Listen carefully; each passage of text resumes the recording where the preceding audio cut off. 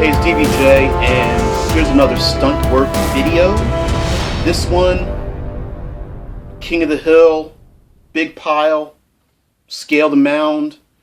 The idea here is a classic giant, whether it's a ziggurat, a big pyramid type with steps up each side. It's a sand dune and you're trying to get to the top.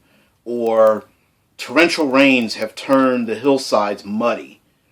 It is the idea of a big, giant mound of bones or dead bodies. It's getting to the top of the volcanic, mountainside, and you have to climb up the top. Now, the idea of the King of the Hill scrambling to the top, the big pile of feces or beetle carcasses or whatever have you, is that somehow the player characters either need to get to the top to have a strategic advantage, or something is at the top and the player characters, whether it's an escape, whether it's to have a higher vantage point to look around, or they're escaping from enemies and they need to get to the top. Many times the enemy will be at the top. You got your classic dragon, your classic lich queen, and pouring forth from, a big giant, portal to another world, or a hole in the ground, or lava or something, or at the top of a big giant sand dune come, giant scorpions or undead legions or what have you, and they spill down towards the player characters. And the only thing the player characters can do is they know it's just a war of attrition until they lose, because enemies are coming after them, something's spilling down the side, and they have to make their way to the top. Okay?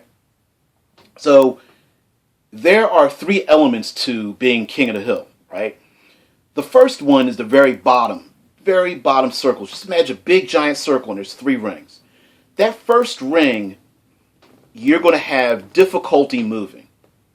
And it's going to be very simple, or very, let's just say that movement will be hampered, but not very dramatically. So it would be like walking in sand on a beach. The player characters are walking over the top of dead bodies. Maybe they're in one of the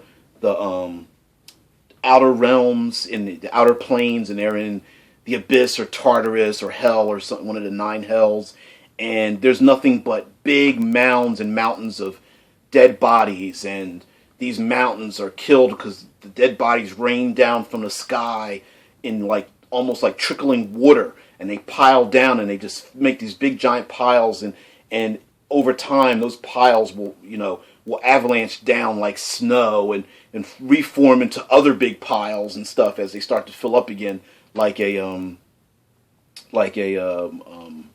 what's the thing you flip over with the sand that tells time?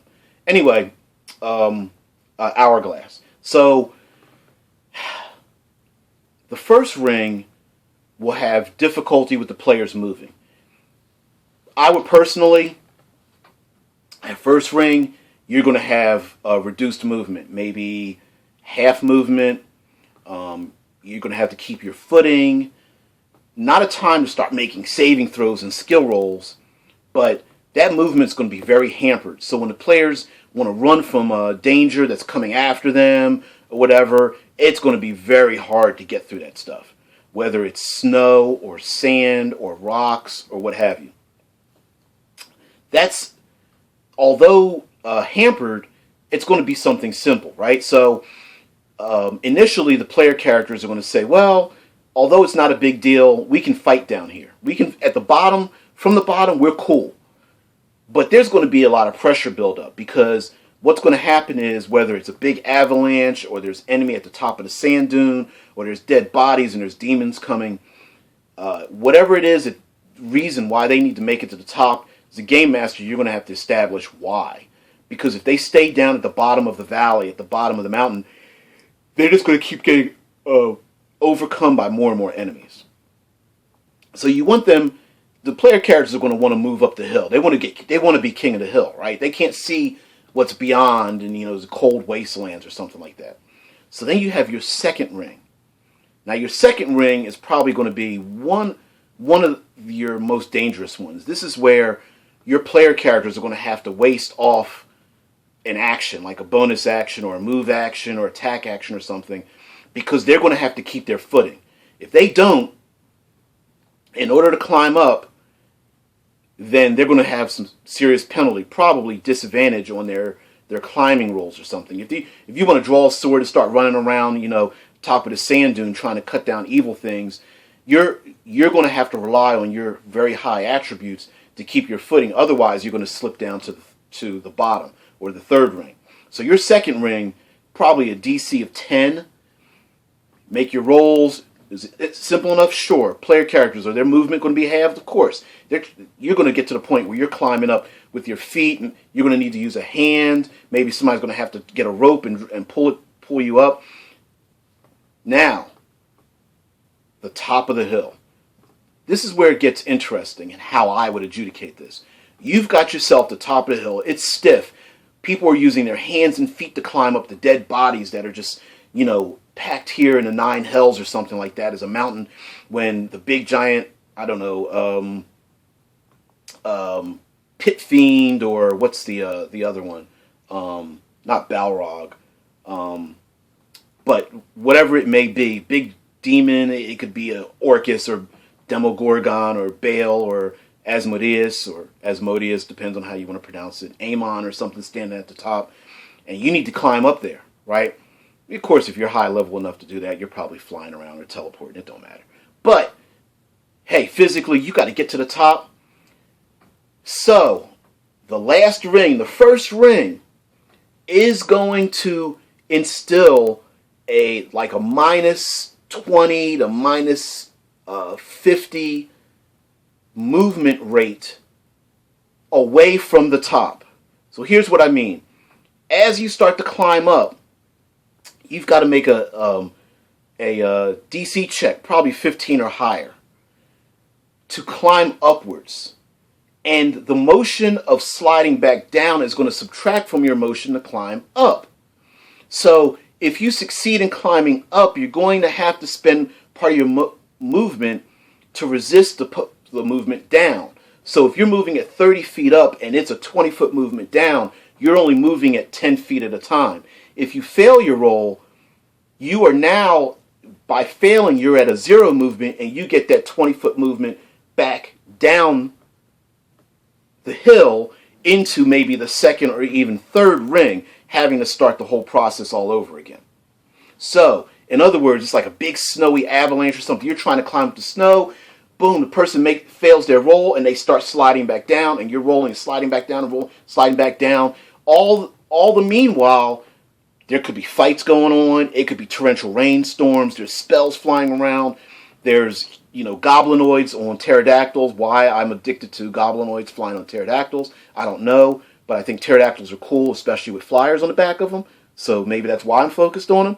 But either way, you've got your Sturgis and your Wyverns trying to attack people. The Manticores throwing spikes off their tail as the player characters try to climb their way up, and they're climbing up and they're sliding back down and climbing up. Stunt work, that classic King of the Hill. Great classic environment. You can throw it in anything, anywhere.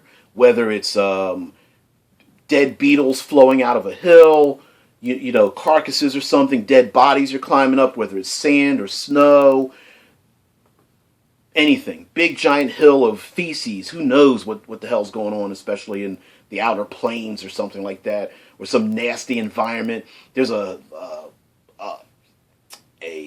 volcano, and of course it's got to be spewing out lava, and there's like sulfur and hot springs spewing out, hot debris and airs and gases and stuff. And as you're climbing up, the player character is sliding down the burnt, carbon, sulfurous materials. They slide down and they start to climb back up again, and they're trying to grab their fellow compatriots from sliding past them back down the hill to get back to the top. Makes people think about what actions they should take. what actions they shouldn't take to save themselves from having to take another action to resist being moved. The idea of this almost, you want to almost call it like a pressure wave of movement pushing them back because they're trying to scramble up and having to take their time to stop where they are so that they do not lose footing to maybe cast a spell or get into a fight and then move on.